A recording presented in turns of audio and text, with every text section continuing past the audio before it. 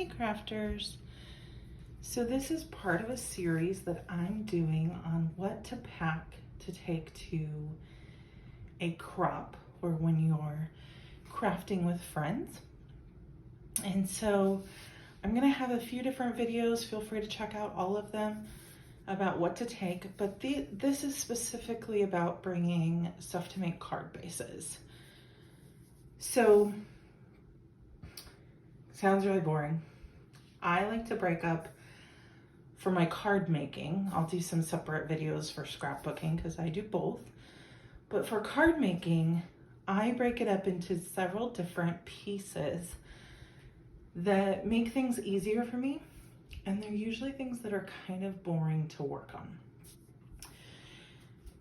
Now, that said, when you're crafting with friends, I'm okay with it being more boring and not being as much the creative process for a couple of reasons. First of all, it makes it easy to pack.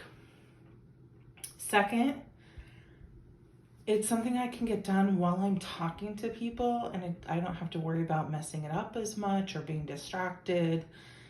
And third, it makes it so that when I am maybe at home or somewhere where I can lay out all my supplies, I have everything ready to go. So I have a few different kind of kits, if you will, that make it easy to grab and go. So anytime someone invites me to craft, if I'm available, I don't have to think a lot about packing. So this is one of those kits. And this kit is all about just making card bases. So I take my paper. Now, these are obviously red and blue. I bought a whole bunch of paper for a really good price. And I was like, I just need to get rid of this. And so I decided I'd make them all into card bases. And then I've been challenging myself to make cards using this.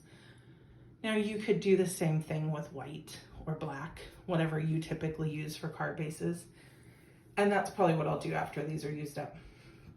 I take my paper and I ask to get it cut in half. I like to go to Alpha Graphics. This is actually the box cover, if you can kind of see that. But I'm sure that there's something close to you. There's somewhere you can take your paper and get it cut. Places that you can do copying or have books bound, those are typically places that will also cut paper. And, you know, sometimes I get it cut this way, sometimes I get it cut this way. It's really reasonable typically. We're talking like $1 per cut and they can cut a huge stack. I've had a few times where they've messed it up a little bit. This one actually, I think they were a little bit more angled than I would like. They weren't quite perfect. But for the amount of time it saves me and how cheap it is, I really enjoy doing that. I appreciate it.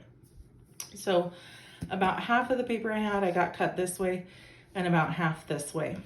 Then I took this box with me and I didn't grab it for the video, but I have just a small We Are Memory Keepers scoreboard. And I brought that along, or I take that along. Obviously I have some left in here that's not done. And I just sit there and I score and fold paper. Sounds really boring, right? But that is an easy thing to do while you're sitting and enjoying the company of other people. And it's easy grab and go. I can even fit my scoreboard right in here and then pick up my box. I would be careful with it. I did drop it one time in a coffee shop. Really embarrassing. Made quite the scene.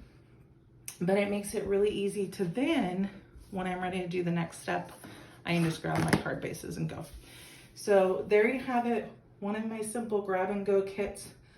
Check out the rest of the series. I'll be posting some other ideas for some projects that you can take as grab and go to make it really simple to go to a crop or a paper crafting social event.